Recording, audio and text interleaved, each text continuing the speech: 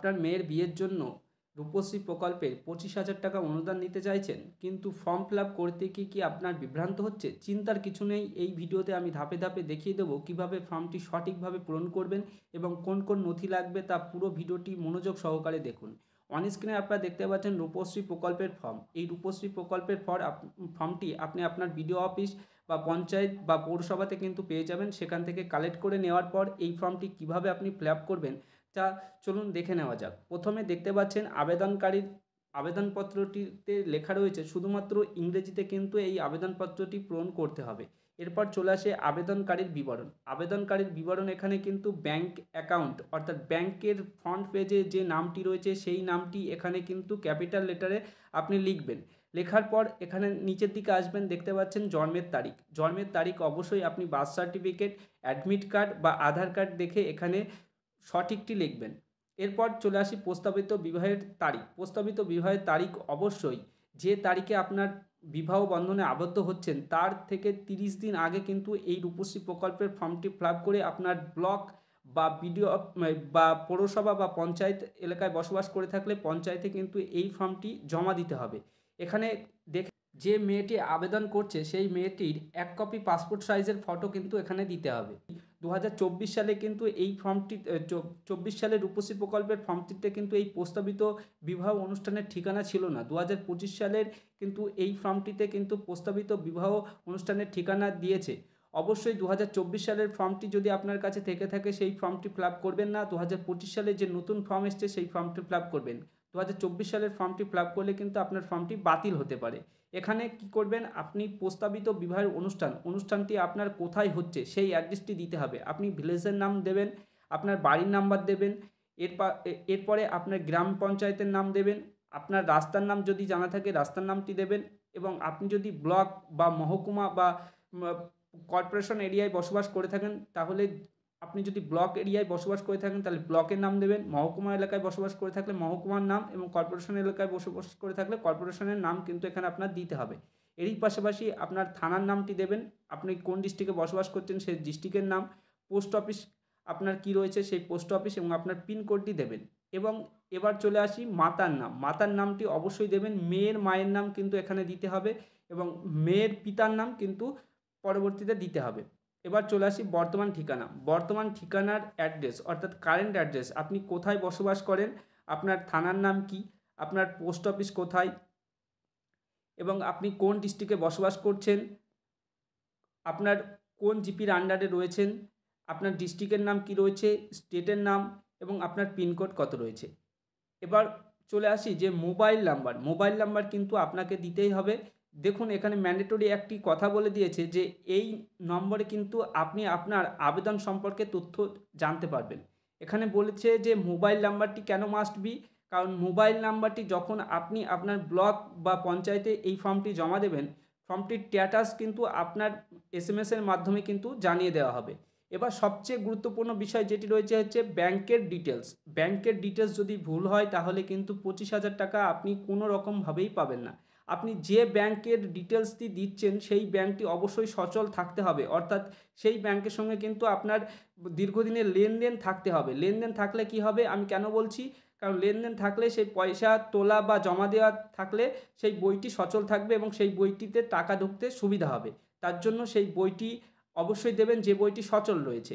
এখানে ব্যাংকের account details দেবেন, অবশ্যই দুবার মিলিয়ে নেবেন। ব্যাংকের অ্যাকাউন্ট ডিটেলস দেওয়ার পর প্রথমে ব্যাংকের অ্যাকাউন্ট নাম্বার দেবেন, তারপর ব্যাংকের IFSC কোড, ব্যাংকের মাইক্রো কোড এবং কোন ব্যাংকের আপনি কোন ব্যাংকের বইটি জমা দিচ্ছে সেই ব্যাংকের নাম, ব্যাংকের শাখার নাম এবং ব্যাংকের শাখার ঠিকানাটি কিন্তু আপনাকে এখানে দিতে হবে।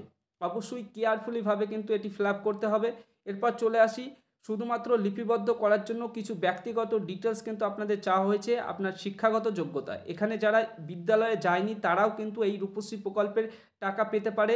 অবশ্যই 18 বছরের বেশি বয়স হতে হবে, তবেই কিন্তু আপনি টাকাটাই পাবেন।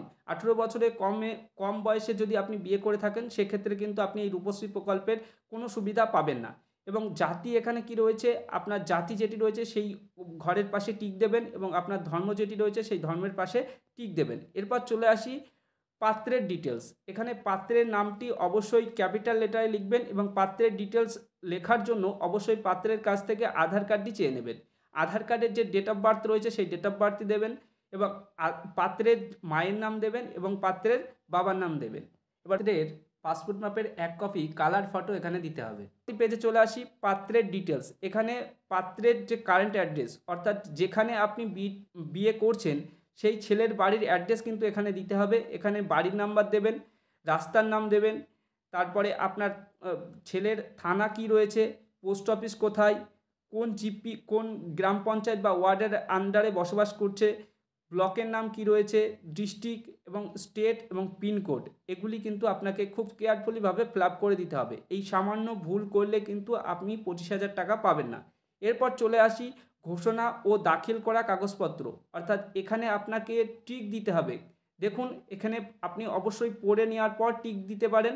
আমি পড়ে নিয়ে কিন্তু টিকটি দিয়েছি। আমি পশ্চিমবঙ্গের বসবাসকারী, আমি পশ্চিমবঙ্গে জন্মগ্রহণ করেছি, গত 5 বছর ধরে পশ্চিমবঙ্গে বসবাস করছি, আমার পিতা মাতা অভিভাবক পশ্চিমবঙ্গের স্থায়ী বাসিন্দা।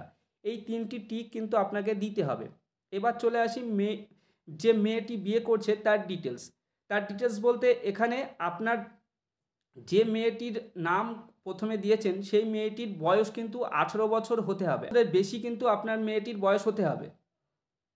এখানে যদি আপনার মেয়ের বয়স 18 বছরের কম হয়ে থাকে সেক্ষেত্রে কিন্তু আপনি কোনো রকমভাবে রূপশ্রী অ্যাপ্লাই করবেন না, এবং আপনি যদি 18 বছরের আগে মেয়েটির বিয়ে দেন সেক্ষেত্রে কিন্তু সরকার মনে করলে আপনার উপর প্রতি স্টেপ নিতে পারে। অবশ্যই 18 বছর বয়স হয়ে থাকলে তবেই কিন্তু এই রূপশ্রী প্রকল্পের জন্য অ্যাপ্লাই করবেন। এখানে যে 18 বছর বয়স হয়েছে মেয়েটির, তার জন্য আপনি যে কোনো একটি ডকুমেন্টস দিতে পারেন। বার্থ সার্টিফিকেট দিতে পারেন, ভোটার কার্ড দিতে পারেন, আধার কার্ড দিতে পারেন, প্যান কার্ড দিতে পারেন, বা প্রাথমিক বিদ্যালয়ের যে শংসাপত্র সেটি দিতে পারেন, বা মাধ্যমিকের অ্যাডমিট কার্ড দিতে পারেন। যে ডকুমেন্টসটি দেবেন সেই ডকুমেন্টসের পাশে টিক দেবেন এবং সেই ডকুমেন্টস নাম্বারটি এখানে লিখে দেবেন। এরপর চলে আসি পরবর্তীতে 5 নম্বর কলামে বলা হয়েছে ব্যাংকের বই। এখানে ব্যাংকের বই ডিটেলস কিন্তু আপনাকে দিতে হবে। অবশ্যই ফ্রন্ট পেজটি যখন জেরক্স করবেন খুব ভালো করে জেরক্স করবেন, তারপরে সেটা সেলফ অ্যাটেস্টেড করে কিন্তু আপনাকে দিতে হবে। ব্যাংকের ডিটেলস যদি আপনি কোনো রকমভাবে ভুল দেন সেক্ষেত্রে কিন্তু টাকা পাবেন না আপনি। এখানে চলে আসি 6 নম্বর কলামে। 6 নম্বর কলামে কী বলা আছে, প্রস্তাবিত বিবাহের প্রমাণ। আপনি যে বিয়ে করছেন তার একটি প্রমাণ আপনাকে দিতে হবে। সেই জন্য আপনি এক্ষেত্রে বিবাহের নিমন্ত্রণ কার্ড বা বিবাহের নথিভুক্তকরণের নোটিশ বা স্বঘোষণাপত্র যে কোনো একটি ডকুমেন্টস কিন্তু আপনি দিতে পারেন। আমি সবচেয়ে বেটার মনে করব বিবাহের নিমন্ত্রণ কার্ডটা দেওয়াই বেটার। এরপর চলে আসি পরবর্তী পেজে। পরবর্তী পেজে আধার অথেন্টিকেশন কিন্তু আপনাকে করাতে হবে, অর্থাৎ আধার নাম্বার দিতে হবে এবং নিচে সিগনেচার করতে হবে এবং আপনার নামটি পুরো ক্যাপিটাল লেটারে কিন্তু লিখতে হবে। এরপর চলে আসি ছেলেটির ডিটেলস। ছেলেটির বয়স অবশ্যই 21 বছরের বেশি হতে হবে। তার জন্য আপনার একটি প্রুফ কিন্তু দিতে হবে যে ছেলেটির বয়স 21 বছরের বেশি। তার জন্য আপনি বার্থ সার্টিফিকেট, ছেলের বার্থ সার্টিফিকেট, ছেলের ভোটার কার্ড, আধার কার্ড, প্যান কার্ড বা প্রাথমিক বিদ্যালয়ে ছাড়ার শংসাপত্র বা মাধ্যমিকের অ্যাডমিট কার্ড যে কোনো একটি ডকুমেন্টস আপনি দেবেন। যে ডকুমেন্টসটি দেবেন সেই ডকুমেন্টসের পাশে টিক দেবেন এবং সেই ডকুমেন্টস নাম্বারটি এখানে লিখবেন। এরপর চলে আসি, এখানে আপনার সিগনেচার করতে হবে। যে মেয়েটি রূপশ্রী প্রকল্পের জন্য অ্যাপ্লাই করছে তিনি সিগনেচারটি করবেন এবং পাশের ডেটটি লিখে দেবেন। পরবর্তী পেজে চলে আসি। এই পেজটিতে কোনো রকম আপনাদের ফর্ম ফিল আপ করার দরকার নেই, এই পেজটি শুধুমাত্র অফিস ইউজ করবে। এরপর চলে আসি পরবর্তী পেজে। পরবর্তী পেজে দেখতে পাচ্ছেন আবেদনপত্রের স্বীকারোক্তি। এই আবেদনপত্রটি কিন্তু আপনাদের কাছে, আপনি যখন রূপশ্রী প্রকল্পের ফর্মটি জমা দিতে যাবেন, এই আবেদনপত্রটি কিন্তু আপনাদের যে অফিসারের কাছে আপনি এই রূপশ্রী প্রকল্পের ফর্মটি জমা দেবেন সেই অফিসার কিন্তু আপনাকে একটি পূরণ করে আপনাকে রিসিভ কপি হিসেবে দেবে। এবার চলে আসি পরবর্তী পেজে।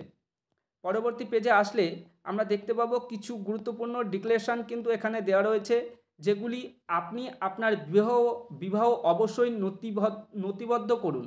এখানে কিছু ডিটেলস দেওয়া রয়েছে, এগুলি আপনি ভালো করে পড়ে নেবেন। পড়ে নেওয়ার পর স্বঘোষণাপত্র, আপনি যদি নিমন্ত্রণ কার্ড না দেন সেক্ষেত্রে কিন্তু সেলফ ডিক্লারেশন, আমি বললাম সেলফ ডিক্লারেশন বা স্বঘোষণাপত্র কিন্তু আপনি দিতে পারেন। এখানে কি বলেছে, আমি এই মর্মে ঘোষণা করিতেছি যে আমি বলতে যে রূপশ্রী প্রকল্পের ফর্মটি অ্যাপ্লাই করছে তার নাম, তার পিতার নাম, তার গ্রাম, পোস্ট অফিস, পিন নাম্বার, গ্রাম পঞ্চায়েত, এবার চলে আসি পরবর্তীতে, আমি ইতিপূর্বে আর কখনো কাহার সহিত বিবাহ বন্ধনে আবদ্ধ হই নাই, এই প্রথমবার আমি বলতে এখানে আপনার নামটি দেবেন, যিনি রূপশ্রী প্রকল্পে অ্যাপ্লাই করছেন, নিবাসী, এখানে আপনি গ্রামের নামটি দেবেন, তারপর ছেলের পিতার নামটি দেবেন এবং ছেলের নামটি দেবেন। এখানে ইংরেজি কত তারিখে আপনার বিয়ে হচ্ছে, এরই পাশাপাশি বাংলায় কত তারিখে আপনি বিবাহ বন্ধনে আবদ্ধ হচ্ছেন সেটি দিতে হবে। এবার চলে আসি পরবর্তীতে আমার পারিবারিক বাৎসরিক আয়, এখানে আপনাদের পারিবারিক বাৎসরিক আয় 1,50,000 টাকার কম হতে হবে, তবেই কিন্তু আপনি রূপশ্রী প্রকল্পের জন্য এলিজিবল হবেন। এখানে চলে আসি একটু নিচের দিকে আসলে স্বঘোষণাকারীর স্বাক্ষর, এখানে সেলফ ডিক্লারেশন যে ফর্মটি, সেই ফর্মটির উপরে আপনাকে সই করতে হবে। ফর্মটি তো আমি সম্পূর্ণ পূরণ করে ফেললাম, এবং কোন কোন ভুলে আপনার এই রূপশ্রী প্রকল্পের ফর্মটি বাতিল হতে পারে সেটি একটু মনোযোগ দিয়ে জেনে নিন। যদি আপনি নামের বানান ভুল দেন সেক্ষেত্রে আপনার ফর্মটি বাতিল হতে পারে। ব্যাংকের অ্যাকাউন্ট যদি ভুল থাকে সেক্ষেত্রে আপনি 25,000 টাকা পাবেন না, এবং প্রয়োজনীয় যে সমস্ত নথিগুলো দিতে বললাম যদি আপনি না দেন তাহলে কিন্তু 25,000 টাকা পাওয়া যাবে না।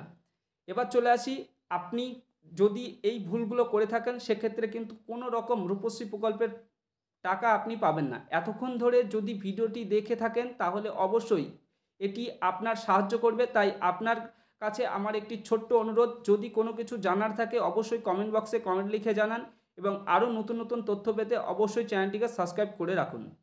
থ্যাংক ইউ বন্ধুরা, আবার দেখা হচ্ছে পরবর্তী ভিডিওতে।